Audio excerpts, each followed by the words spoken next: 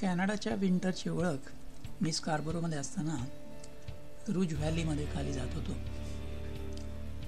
तेव्हापासूनची आहे. आता पिकरिंगमध्ये आलो. 2 दिवसापूर्वीच झालेल्या वादळाचा इथे खूप मोठ्या प्रमाणावर लेक इफेक्ट नोंद झाला. त्याचं मी थोडक्यात व्हिडिओ कव्हरेज केलं आहे.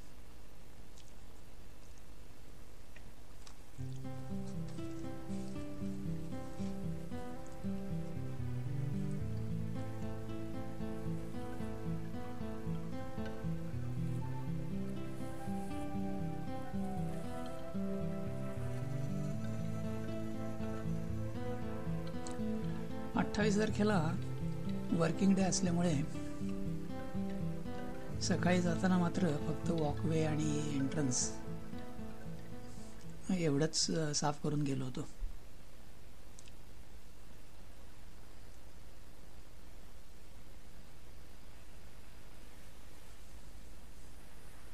पण छतावरही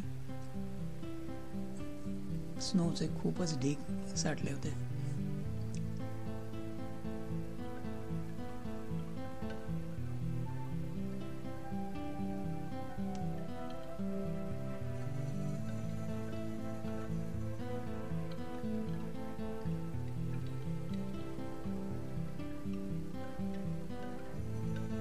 आता आज शनिवार उशिराच उठलोय. खाली जाऊन बर्फ काढायलाच हवा आहे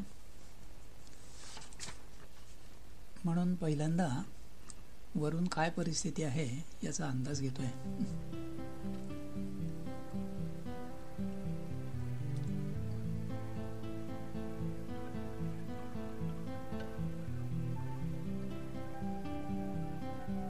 शेजारीच हे झाड आहे, त्यावर एक खार बसली आहे. पाठमोरी आहे पण शेपटी हालताना दिसतीये.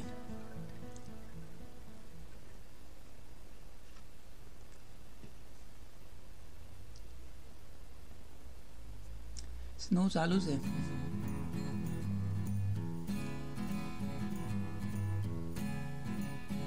आज विंडचिल खूप आहे. टेम्परेचर आहे -5. आता पाठीमागच्या खिडकीपाशी आलोय. पूल जवळजवळ सगळाच भरलेला दिसतोय.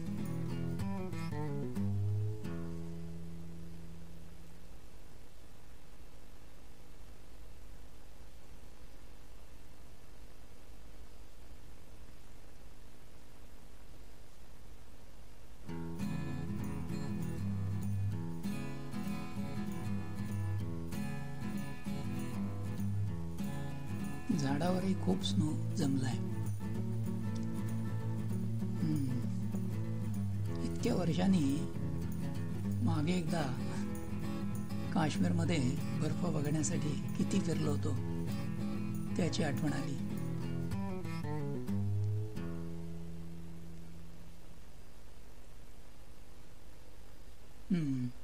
आणि आता खरं वाटेल का की आपण इथे सप्टेंबरमध्ये आलो तेव्हा पूल इतका छान दिसत होता. डेक इतका चकचकीत.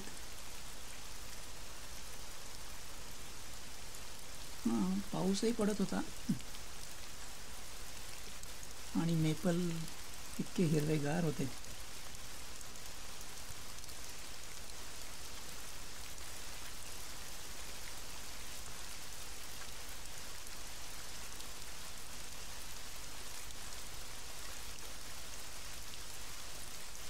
ही आमच्या पाठीमागची घरं.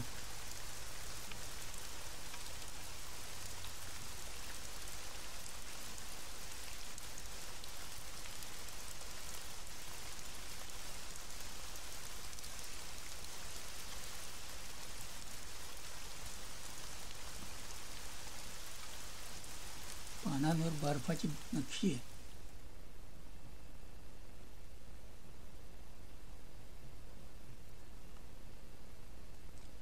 आज खरं म्हणजे खूपच ढगाळ हवामान आहे.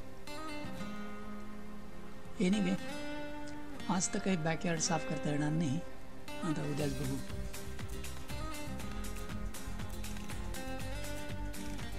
आता खाली आलोय गाडी साफ करायला. या ड्युएल ब्रशचा मात्र बर्फ झाडून टाकायला खूपच उपयोग होतो.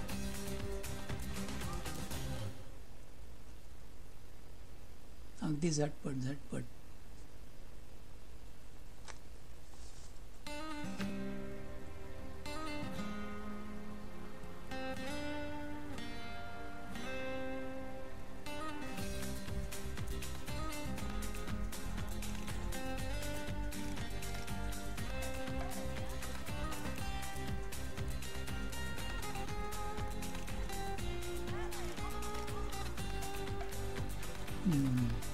आता थोडंसं ड्राईव्ह आहे. ते रोज मात्र वर्दळ असते, त्याच्यामुळे इथे मात्र बर्फ हार्ड होतो.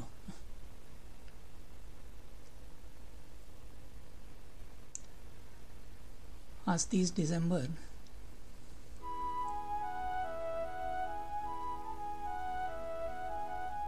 सकाळचे 11 वाजतात आणि मी बॅकयार्डमध्ये डेक साफ करायला निघालोय. सगळं पूर्णपणे बर्फमय दिसतंय.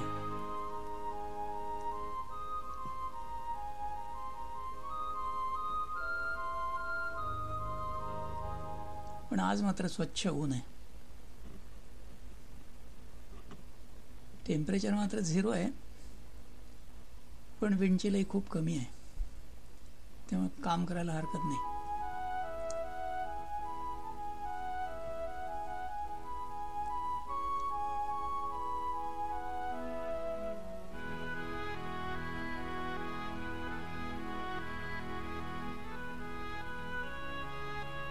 डेकवर उतरलोय.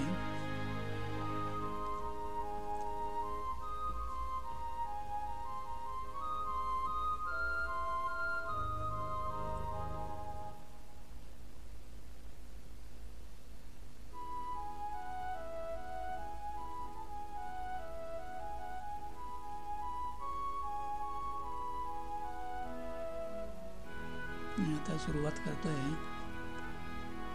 दरवाजापासून. खूप भुसभुशीत आहे, त्यामुळे लोटायला फारसे त्रास पडत नाही.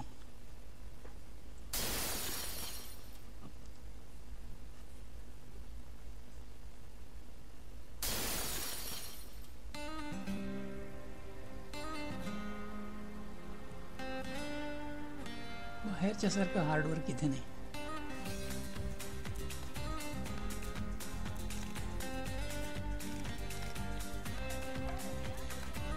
एवढ्या स्लॅब्स असल्या आहेत.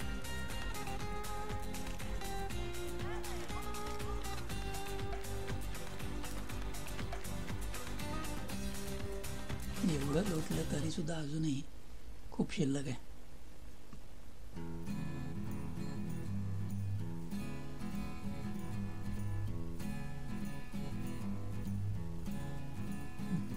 आज 1 जानेवारी सकाळचे 10 वाजतात. नवीन वर्षात डेकवर येऊन काय परिस्थिती आहे, आपण किती काम केलं ते एकदा बघतोय. सर्व बर्फ लोटल्यामुळे आता लेवल मात्र सगळी एक झालेली आहे, तरी पाय इतका आत जातोय.